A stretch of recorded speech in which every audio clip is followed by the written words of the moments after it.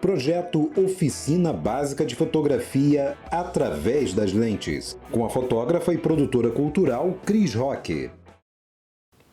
Olá, eu sou a Cris Roque, sou fotógrafa, produtora cultural e coprodutora do documentário Daqui Pra Frente, Baixada Fluminense, no qual desenvolvo em parceria com o também produtor cultural Flávio Cardoso desde 2015. É cada vez mais comum fazermos fotos de praticamente tudo que aparece na nossa frente, não é mesmo?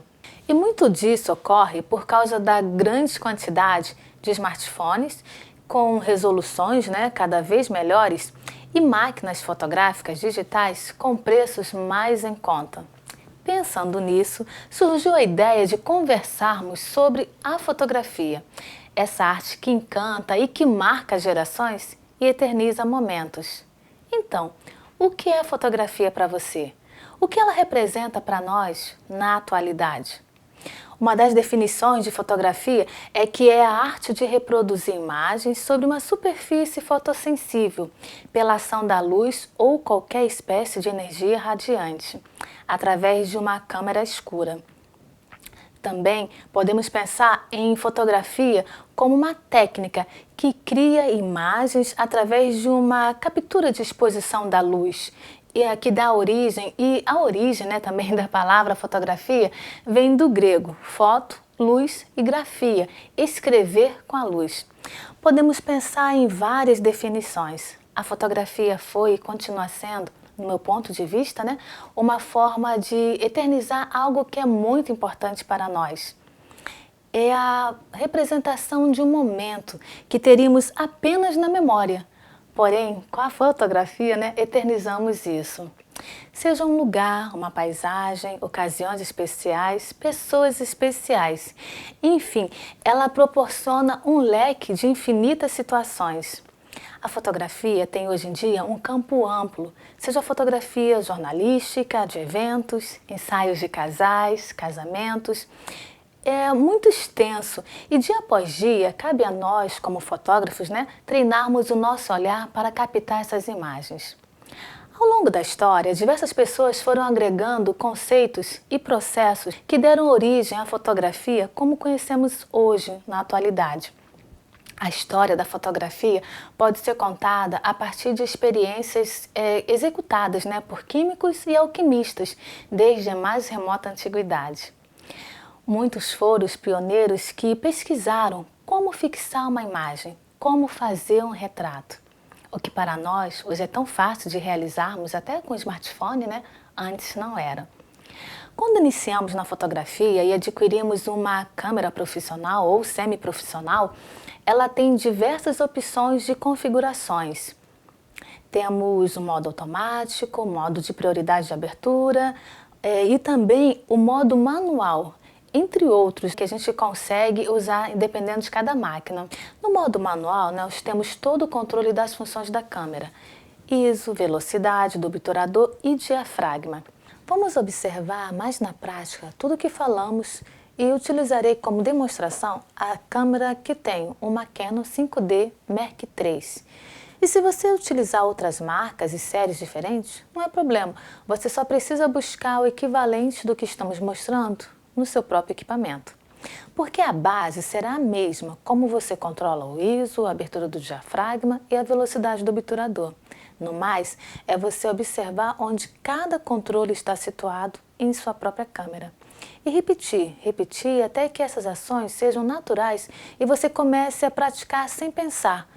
Quando compramos uma câmera fotográfica, temos a seleção de modos operacionais da câmera, que permitem desde o modo automático ao manual e outras opções dentre as configurações pré-programadas que permitem escolher como prioridade da velocidade do obturador e a prioridade de abertura. Então, vamos à explicação. Modo manual. O primeiro modo de trabalho que vamos examinar é o modo manual, aqui em nossa câmera simbolizado com a letra M. Nesse modo, temos o controle total da câmera, que vejam, estou alterando a abertura do seletor traseiro do equipamento e estou alterando os valores de abertura. Note também que no modo manual, quando resolvo alterar os valores de um campo específico, somente o mesmo campo é alterado. Escolhi agora um valor para a abertura. Agora escolherei um outro valor que entenderei como mais adequado para o ISO. Vou acionar o botão onde o controle desta função está especificado. Agora escolheremos outros valores que entenderei como mais adequado para o ISO. Vou acionar o botão onde o controle desta função está especificado e o mesmo para a velocidade de obturador, também conhecido como controle do shutter ou simplesmente shutter. Aqui na minha câmera, no seletor, em cima dela, próximo ao botão frontal do disparo. Modo de programa. Agora vejamos o modo P, programa. A câmera escolhe automaticamente a abertura da lente e a velocidade do obturador. Isso pode ser prático se você estiver na correria, sem muito tempo para ajustes no local, onde você tem o controle da régua de compensação e a câmera controla o resto. Modo automático, representado no símbolo A+, é quando a câmera escolhe de forma automática as configurações de velocidade do obturador, abertura do diafragma e ISO. Você aponta para o assunto, pressiona o botão de disparo de foto até a metade e a câmera faz os ajustes. Em condições de luz uniforme e não tiver uma luz de contra. Se o cenário estiver com uma boa luminosidade, se essa foto for apenas um registro básico, sem necessidade de uma grande qualidade. Modo AV, prioridade de abertura. No modo de prioridade de abertura, ele nos permite definir o valor da abertura e a câmera define automaticamente a velocidade correta do obturador. Modo TV, prioridade de velocidade do obturador. No modo de prioridade do obturador, ele nos permite escolhermos a velocidade do obturador primeiro e a câmera define automaticamente a abertura correta e do ISO. Modo BOOP. O modo BOOP me permite que nós controlemos o tempo do obturador de forma manual. Assim, a foto é captada pelo tempo desejado e não é limitada pelos intervalos apresentados como padrão nas câmeras DSLR, que vão até 30 segundos. Isso significa que no modo BOOP, a foto é capturada pelo tempo em que o disparador estiver pressionado. O modo BOOP é um recurso muito usado para fazermos fotos com longa exposição. O fotógrafo profissional, na minha concepção, é aquele que entrega o produto que o cliente pagou para receber. Então, pode ser no modo manual ou no modo automático. O importante é entregar o produto final com a qualidade esperada pelo cliente que contratou o serviço. Aqui nós temos modelos de câmeras fotográficas para podermos mostrar alguns desses. Câmera digital compacta. Esses modelos garantem praticidade na hora do clique e há modelos super resistentes e duráveis, né? É uma câmera fotográfica desenvolvida para operações simples. Ela possui lente fixa com foco automático ou modos de foco e exposições pré-definidos. Uma outra câmera bem usada é a Super Zoom. Elas não trocam de lente, são mais robustas e são mais resistentes, né, às câmeras compactas. E normalmente vem escrito nelas a quantidade de zoom que alcançam, além de ficarem com a lente bem comprida quando são utilizadas. No entanto, existe uma diferença entre o zoom óptico e o zoom digital. Câmeras mirrorless. O termo mirrorless significa sem espelho e são compactas digitais que permitem trocar suas lentes, sem a necessidade de um jogo de espelho como nas DSLRs, se tornando assim o meio termo na classificação das câmeras entre as super zooms e as DSLRs. O mercado das mirrorless está crescendo e cada vez mais está sendo disputado, né? As câmeras DSLR são divididas em 3 categorias, de entrada, semiprofissional e profissional. A grande vantagem de ter uma DSLR em relação a uma compacta ou uma super zoom é que uma DSLR terá muito mais qualidade de imagens e principalmente, né, a possibilidade de usarmos mais ajustes. Também vamos também falar, né, do nosso smartphone, que cada vez mais a indústria tem trabalhado na qualidade das câmeras do celular. São registros rápidos que podemos fazer, são instantâneos e podemos estar fazendo essas publicações imediatamente nas nossas redes sociais. Vamos conhecer agora um pouquinho sobre os sensores das câmeras. O termo full frame refere-se ao tamanho do sensor. Na tradução, significa quadro cheio. Sensor APS-C ou cropado. É um sensor que, em relação ao full frame, ele é menor em uma proporção de 1.6, por isso o nome, porque na prática ele faz fotos com um ângulo menor de enquadramento com um corte em relação ao sensor full frame. As câmeras com o sensor cropado são mais em conta, né, do que uma full frame. É que a câmera com esse sensor full frame tem a possibilidade de usar ISOs maiores. Outra questão é que existem lentes específicas para câmeras com o sensor full frame. As lentes específicas para o sensor cropado não servem na câmera com o sensor full frame. Exemplo, uma lente 18-55 cabe na câmera cropada, mas não cabe numa full frame. O triângulo da fotografia. Vamos falar agora sobre os 3 parâmetros da câmera: obturador, ISO e diafragma. Obturador. Dentro da câmera existem 2 cortinas que na hora do clique abrem e fecham, assim deixam entrar luz. Quanto maior for essa velocidade, mais tempo vai demorar para a cortina fechar.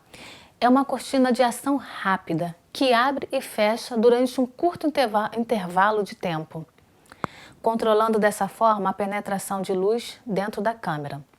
A velocidade mais alta do obturador congela os movimentos da cena. Exemplo, uma criança brincando no pula-pula, né? Agora, velocidades muito baixas, tipo 1.8, 1.30, é aconselhável a gente usar um tripé para poder evitarmos fotos borradas e sem nitidez. Através do diafragma é possível controlar a quantidade de luz que entra no sensor da câmera, o que nos permite fotografar em diferentes condições de iluminação. Quando alteramos a abertura, também alteramos a profundidade de campo da imagem. A abertura do diafragma consiste no tamanho do orifício da lente. Os números que representam, né, a abertura são mostrados sempre após a letra F. Por exemplo, F 1.2, 1.4, 1.8 e assim sucessivamente. Os números menores referem-se a aberturas maiores e números maiores a aberturas menores. No início é um pouco confuso, mas com o tempo nós acabamos nos acostumando com essa especificidade. A abertura do diafragma determina a quantidade de luz que irá entrar na câmera. Esses ajustes podem ser chamados também de f-stop. Quanto maior o número após o F, menor a abertura. Por exemplo, a abertura 2.8 é menor que a abertura 2.2. Talvez essa contagem inversamente proporcional seja a grande responsável pela dificuldade que nós temos quando iniciamos na fotografia de entender um pouco esse conceito. Fotômetro. O fotômetro mede a quantidade e a intensidade que a luz entra pela objetiva. Ele é indicado no visor por uma régua, a qual nos indica a exposição da imagem, em uma escala de -2 a +2, onde 0 é a exposição ideal.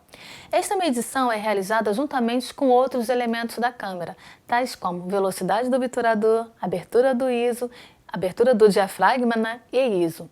Quando um desses elementos é alterado, o fotômetro é alterado automaticamente. ISO. O ISO é a sensibilidade do sensor em relação à luz. Ele indica a sensibilidade que o sensor terá na hora da captura da imagem, ou seja, quando a luz entra pela lente, chega até o sensor. Na era digital, a escolha do ISO que vamos usar na hora do clique é foto a foto, diferente de antes, quando o filme analógico, né, o filme todo tinha o mesmo ISO. Enquanto maior o valor do ISO, mais luz a câmera vai deixar entrar. Porém, temos uma imagem com mais granulação e menos nitidez. Isso significa dizer que teremos mais ruídos na fotografia e menos nitidez. Os valores do ISO variam muito de câmera para câmera. Você vai encontrar valores mínimos de ISO, dependendo da câmera, vão ter ISOs a partir de 50 ou de 100, Por exemplo, quando vamos fotografar um ambiente com pouca luz, precisamos ajustar a fotometria e subir um pouco o ISO, baixando assim a velocidade e aumentando a abertura da lente para obter uma foto mais clara. Quando eu aumento o ISO, que é uma das últimas etapas que eu costumo usar na fotometria, a gente aumenta ele diminuindo de acordo com a realidade da luz do ambiente. Com isso, com o ISO mais baixo, tipo 100 ou 200, o ruído na foto fica bem pequeno, evitando assim aquele aspecto de granulação da imagem. Enquanto um ISO de 2.400, 3.200 para cima já cria um certo ruído, uma quantidade de ruído na fotografia. Então, em câmeras com um sensor full flame, o ISO é aceitável e a granulação é quase imperceptível porque ela tem um ISO maior. Câmeras cropadas, o ISO já se torna um pouquinho menor essa quantidade, né? Para prevenir os ruídos nas fotos, podemos usar lentes com grandes aberturas do diafragma. Reforçando então, quanto menor for o número do ISO, menor a granulação na imagem e mais nitidez terá na fotografia. Quanto maior for o ISO, maior será a granulação e menos nitidez na foto. Profundidade de campo. A profundidade de campo é a zona de foco aceitável na frente e atrás do assunto. Este controle proporciona a abertura do diafragma. Quando se fecha o diafragma e aumenta a profundidade de campo, uma maior parte do objeto fica focada. Quando se abre o diafragma e diminui a profundidade de campo e o fundo do objeto fica desfocado. A profundidade de campo varia conforme o tamanho da abertura do diafragma, a distância do assunto, a câmera, a distância focal da objetiva. A exposição, vamos falar agora da exposição. Já vimos que a exposição da imagem é determinada por 3 fatores, né? Obturador, diafragma e ISO. É que a câmera consegue esse ajuste automaticamente e a exposição correta através do fotômetro. Exemplos de fotos: sobre a sobreexposição, exposição padrão e superexposição. Entretanto, é possível criar e descobrir diferentes efeitos na fotografia alterando esses padrões. Balanço de branco. Balanço de branco é a função que corrige a coloração das fotos em função do que é branco na imagem captada pelo sensor. Quando a gente enquadra um objeto com um cenário, a câmera, com essa função, mostramos o que ela deve tratar como a cor branca na imagem. Assim, automaticamente ajusta todas as outras cores em função dessas escolhas. Todas as fontes luminosas, sejam naturais ou artificiais, possuem brilhos e tons próprios, que geram diferentes cores. A luz do sol, por exemplo, gera efeitos no decorrer do dia. Essa diferença de cor ocorre devido a diferentes temperaturas da luz, que variam do vermelho, passa pelo branco, até o azul. Como já vimos, a luz é o elemento principal na fotografia. Então, antes de fotografar, é muito importante a gente conhecer um pouco sobre o fator da luz. A melhor forma de entender sobre as suas variações é observá-la constantemente, porque o tipo e a direção da luz afetam diretamente o assunto a ser fotografado. Resolução e definição. A resolução é o número de pontos que formam uma imagem e sua definição refere-se às linhas de contorno que está diretamente ligada à condição de uma qualidade da imagem. Usa-se comumente, terminologia mega, que significa milhão, para determinar a resolução que faz parte de todas as câmeras digitais. Sendo assim, pode-se previamente determinar o tamanho da imagem que, por consequência, vai gerar uma determinada qualidade em função da necessidade final da foto, que nós queremos. Muitos fotógrafos preferem usar o formato RAW, que significa cru. Esse formato tem altíssima qualidade em relação ao JPEG. O RAW ocupa muito mais espaço em disco rígido do que o JPEG, porém oferece uma inigualável qualidade na fotografia. Quando optamos por fotografar o arquivo RAW ou JPEG simultaneamente, significa que vamos ocupar muito mais espaço. Então nós podemos usar o formato JPEG ou RAW, ou os dois simultaneamente. Lembrando que quando fazemos essa forma simultânea, o RAW e o JPEG, vamos ocupar mais espaço no nosso cartão de memória. Então vale uma dica, compramos mais cartões para podermos sair e levar para os nossos eventos. As objetivas são conjuntos de lentes que formam um determinado sistema óptico operacional. Para cada tipo de objetiva, temos um grupo diferente de lentes. A objetiva do conjunto óptico tem uma íris, também denominada de diafragma, para a passagem da luz com capacidade de abertura e fechamento, e ainda possui um aro para foco. O flash é uma fonte de luz artificial complementar, sendo em muitos casos indispensável para nós fotógrafos. Na hora de escolher, é bom verificar a compatibilidade com a sua câmera.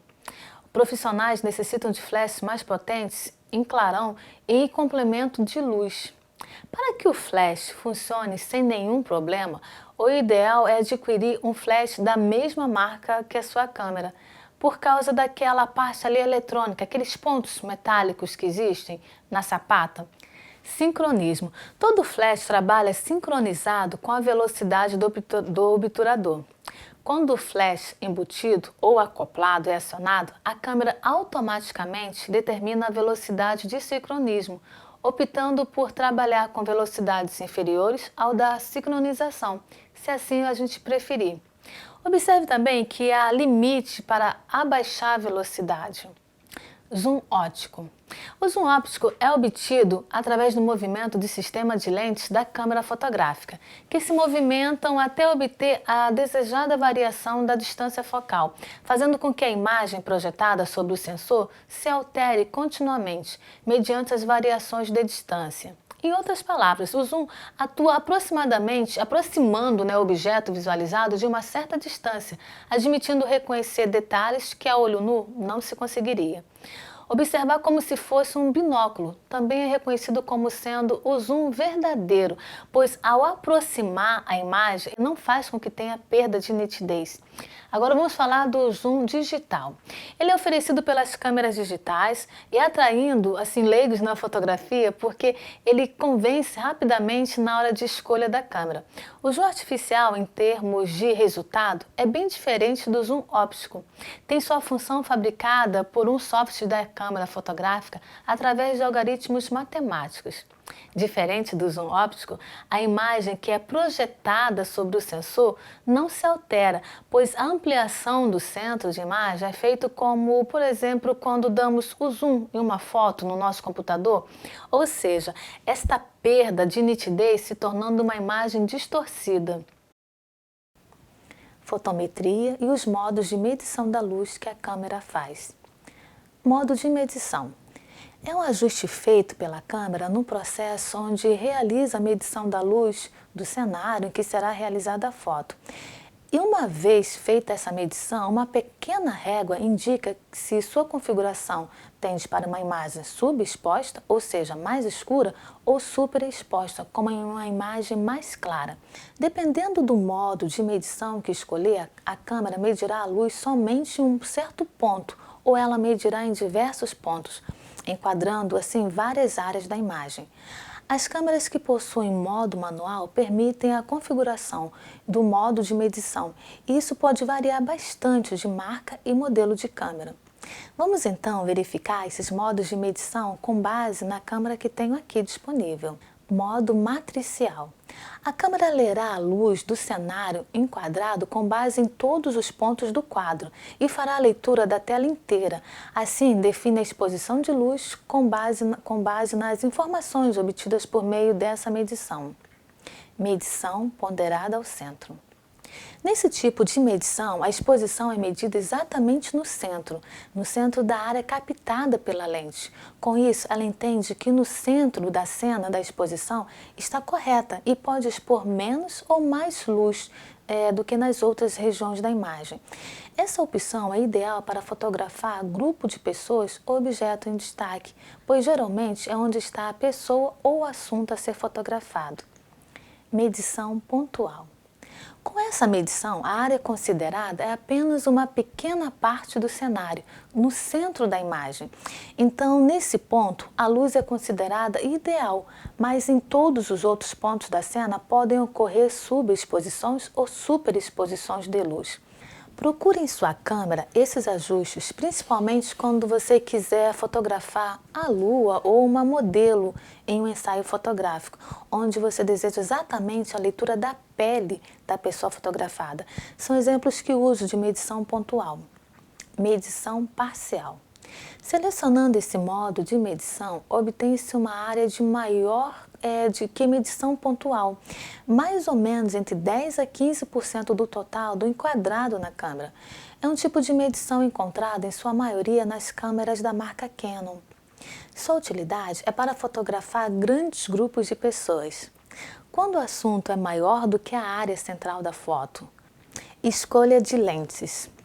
Quando iniciei na fotografia, uma das dúvidas que tinha é como escolher a lente, qual lente comprar. Uma das primeiras coisas que se percebe nessa fase inicial é que não existe a lente perfeita para todas as circunstâncias que nós vamos fotografar. Se o ambiente é movimentado ou não, as condições de luz, se o cenário ficará bem focado no fundo ou desfocado, essas condições locais, os objetivos e gostos de cada um vão influenciar na indicação e na compra da lente. Onde uma lente servirá para algumas situações e em outras não. Então temos as lentes fixas, também chamadas de lentes prime.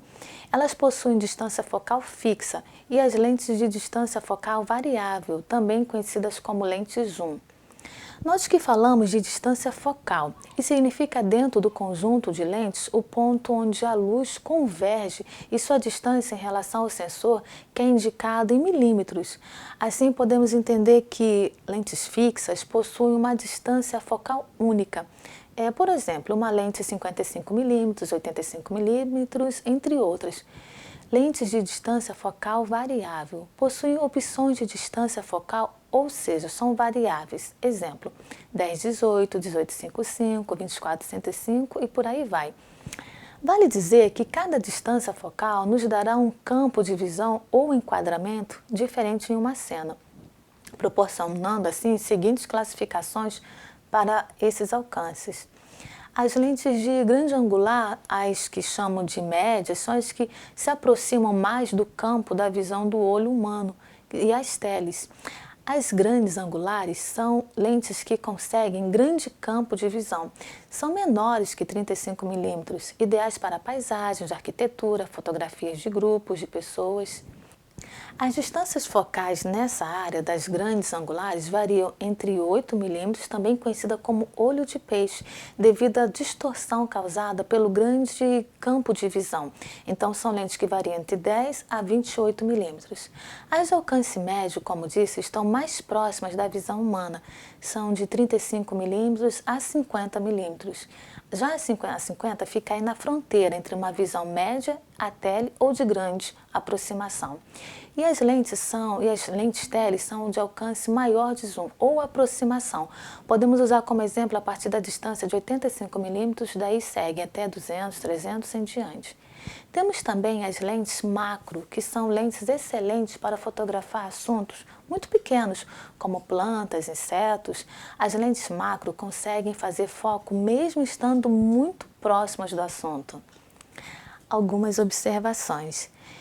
Estando a câmera em uma posição fixa, quando você troca a lente por outra de diferente distância focal ou muda o anel de variação focal ou anel de zoom nas lentes que permitem essas variações, você altera esse enquadramento ou a área de visão. Assim, se você estiver fotografando, por exemplo, uma pessoa em um objeto, esse objeto aparecer por inteiro e você desejar uma área mais específica, por exemplo, maior aproximação ou enquadramento do rosto, se a sua lente for de distância focal fixa, você terá que se aproximar da pessoa para conseguir esse enquadramento. Por outro lado, se a sua lente possui distância focal variável, basta girar o anel do foco para alcançar o enquadramento desejado. Agora tem um detalhe que, imagina só, você está num evento super movimentado e você resolve fotografar com uma lente de 70-200. É uma lente que a distância focal já começa em 70 milímetros, ou seja, ela é considerada uma tele. Para fotografar uma pessoa, a pelo menos um médio plano, você terá que se afastar de onde essa pessoa está.